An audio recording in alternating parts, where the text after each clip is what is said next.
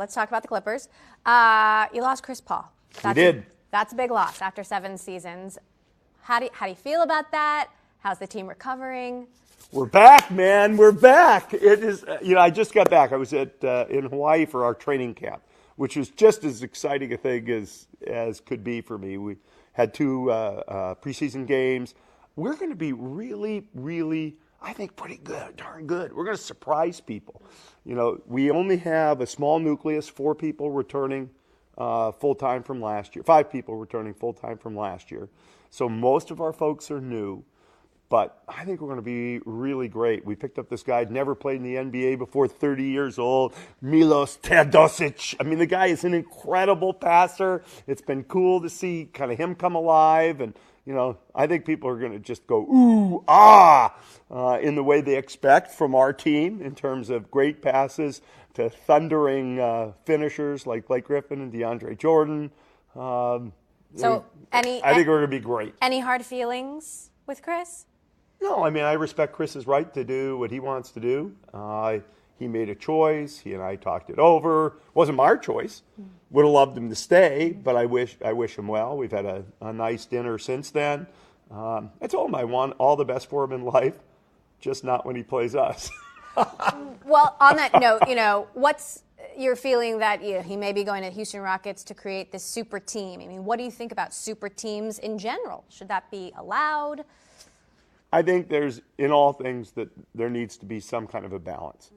Why are there super teams? It's partly because there are owners who want to put them together, like us. We all want to put together the right team. But it's also because players want to play with the group of people they want to play with, and they too are figuring this stuff out.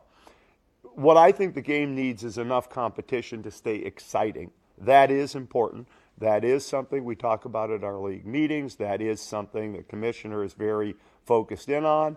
And I actually think there's a lot more competition in the NBA than people think. There's at the beginning of every year, there's 6-7 teams that probably have a realistic shot, which I think is pretty good. I know everybody's got kind of warrior going on right now, but we don't. They're a good team. But Cleveland's a good team. We're a good team. Boston's a good team. The Rockets are a good team. The Thunder, the T-Wolves. There are a lot of good teams out there. Huge controversy between the president and the NFL. The NBA has told its players you have to stand during the national anthem. Do you agree with that, or do you think players should be able to express themselves on the court? We have a set of rules in the NBA. They're laid out. They're clear, which I think is appropriate. The players can do what they want to do.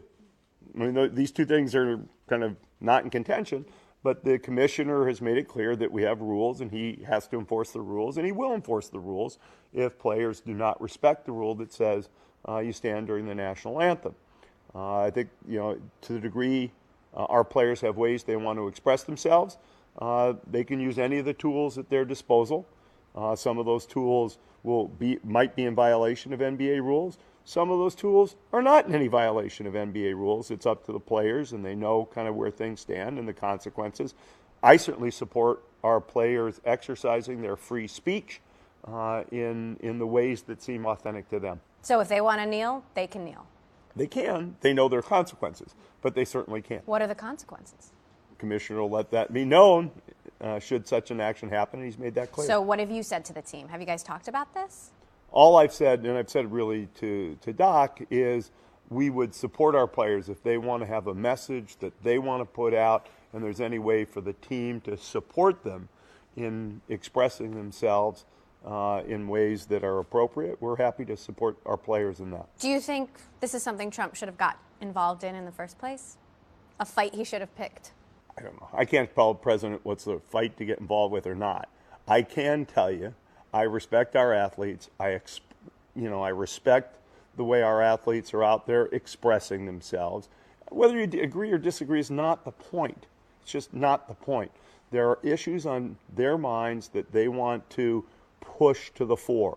Now I actually hope the dialogue behind these things gets at the issues, and that we move to that next phase, whether it's what the players have expressed or what the president has expressed. There's something back there. They were good to express it. Now let's hope we can to actually move to to the issues behind them, whether it's race or police or respect for the military and the police. Those are important issues that we need to get to.